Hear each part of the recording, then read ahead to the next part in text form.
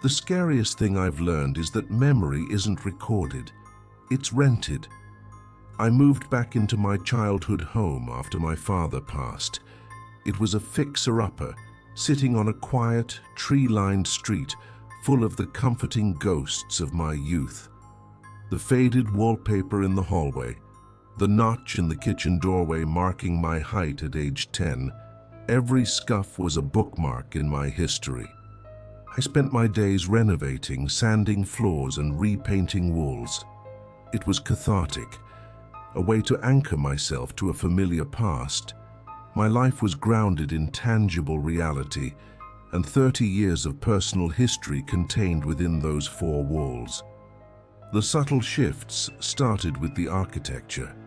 I knew this house better than I knew my own face, yet I began noticing rooms that were slightly wrong. The linen closet, which had always been flush against the bathroom wall, now had an unnerving 2 inches of empty space behind it. I'd run my hand over the plaster and feel a cold, hollow depth where a solid beam should be. It was like the house was subtly breathing, expanding and contracting its own dimensions. Then came the photos. I was sorting through old family albums and found pictures of a trip to the Grand Canyon. My parents, me. But I was wearing a pair of sunglasses I've never owned, and my right arm was in a cast. I have no memory of breaking my arm. I'd point to the photo, ask my mother on the phone, and she'd say, "Oh yes, the summer of '98. You fell out of the treehouse." I never had a treehouse. Yet her conviction was absolute, and the photographic evidence was undeniable. The physical reality of my memory was being aggressively contested. The house became the aggressor. The light switches, which were always on the left of the doorway, would be on the right.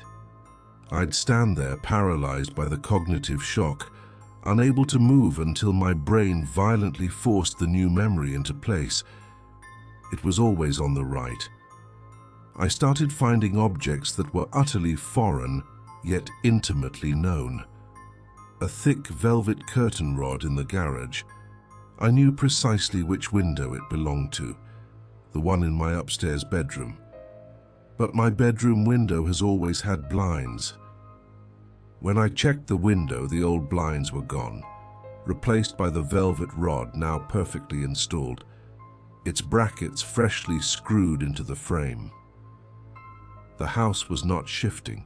It was rewriting itself around me. The most terrifying symptom was the auditory bleed. I'd be awake at 3 a.m.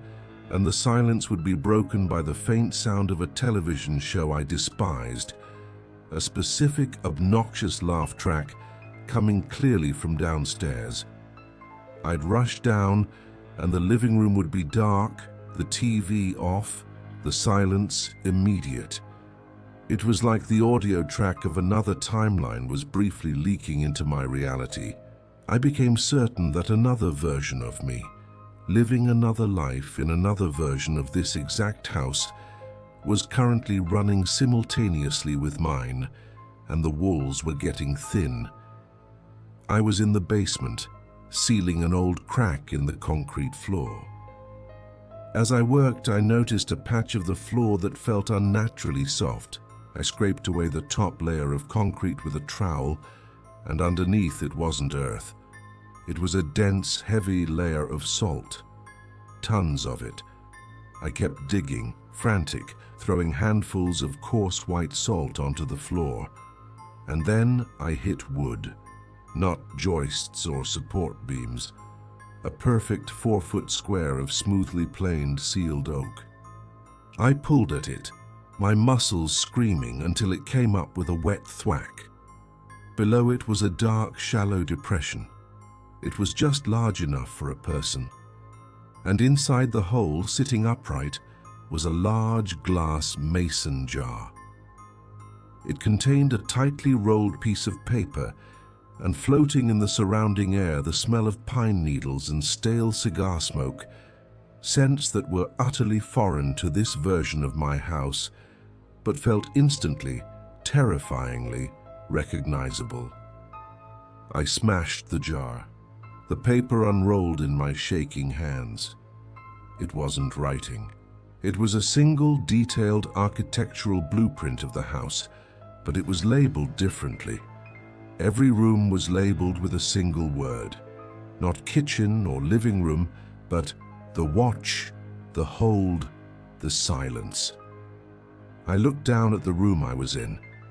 The blueprint label for the basement, the vault. Then I heard the soft, sickening sound of footsteps from the floor above me. Slow, heavy, utterly deliberate. The footsteps of someone or something who had just woken up. I knew the person upstairs was the version of me whose memory was currently dominating, the one who didn't know about the basement or the salt. The memory that believes the house has blinds. I looked down at the blueprint, and right next to the symbol for the master bedroom was one final chilling word. The source. The footsteps reached the basement door. The latch clicked slowly. I dropped the blueprint and ran to the darkest corner. The door creaked open, and a man stood there. He was my height, my build, wearing my favorite old gray sweater. His face was obscured by the shadow, but his voice was calm, deep, and familiar. My voice.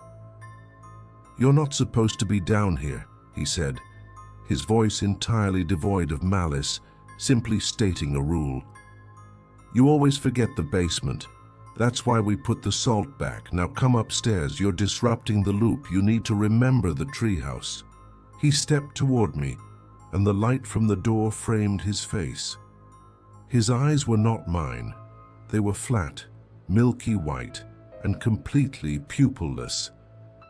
I am trapped in a house that is perpetually rewriting its history, and the other me, the successful, integrated, smiling version, is the enforcer of the false memory. I am the old data that keeps glitching through, and every morning I wake up a little bit less myself. I can't tell if the house is trying to kill me or just trying to perfect me.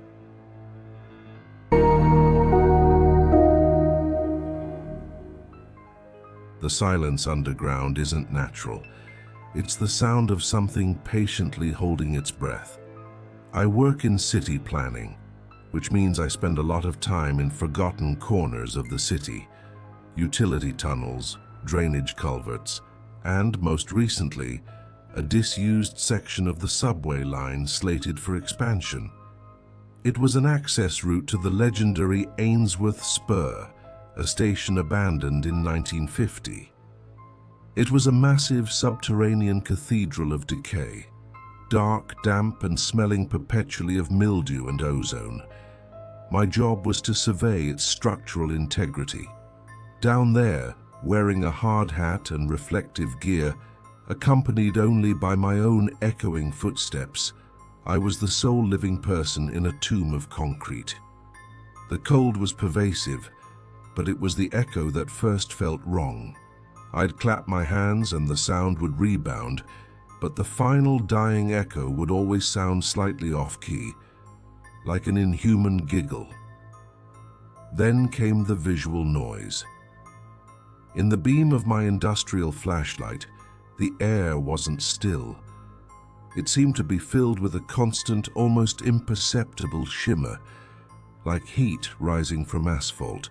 Even though the temperature was near freezing, I started to see faint residual scratches on the tiled platform walls, not graffiti, but thousands of thin, parallel lines, too organized to be random, too low to the ground to be deliberate.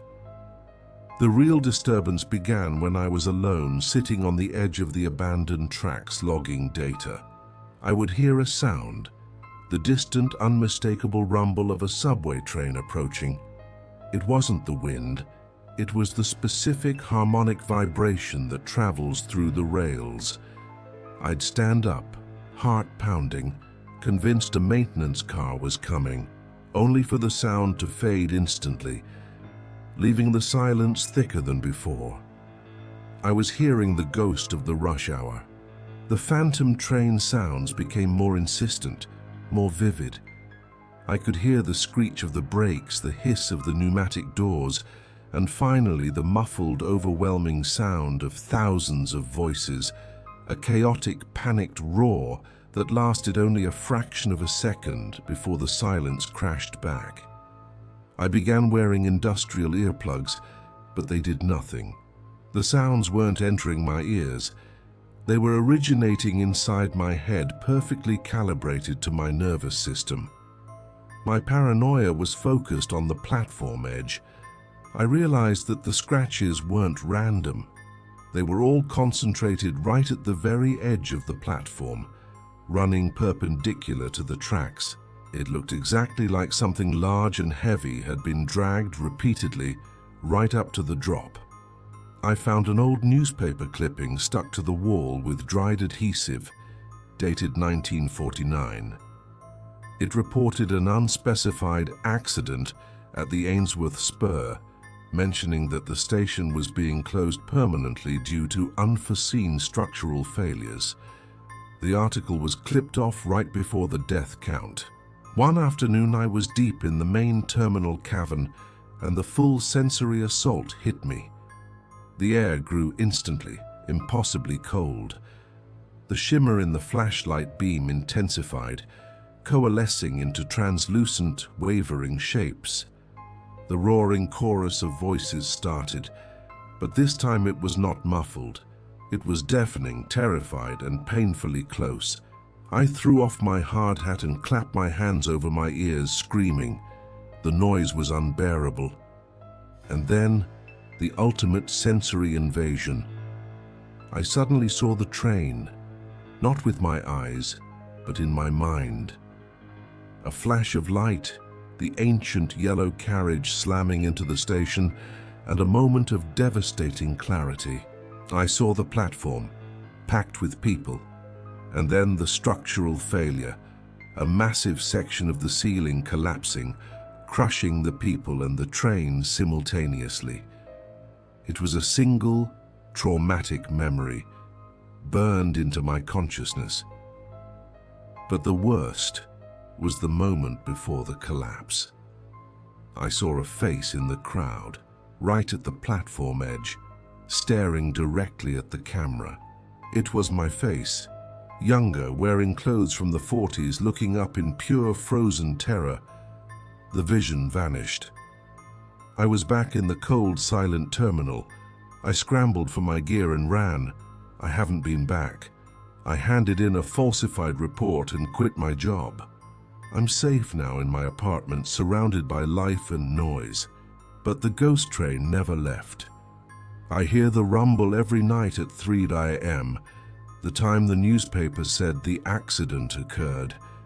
I hear the muffled screams inside my head, and I know why the echoes giggle and why the sounds skip the earplugs. The train wasn't the entity. The sound itself is the residue of the trauma, and it implanted the memory of the accident into me. The final horrifying twist, the one I can't shake. I looked up the historical passenger manifest for the Ainsworth Spur disaster, just to prove I wasn't the person in the photo. I wasn't. But one name was listed, a young man who died in the collapse. The name was Michael Ainsworth, the last relative of the station's original builder, and the man for whom the spur was named. I am currently living in the Ainsworth apartments. My apartment number is 1949, the year before the station was permanently closed. I wasn't just hearing a ghost, I was downloading the trauma of the previous resident, a person whose terror was so vast it infused the very air and concrete of the disaster site. And now the train doesn't just run underground. It runs through my life, repeating the countdown to a death that is already history. I can't afford to move, and I know I can't outrun a sound.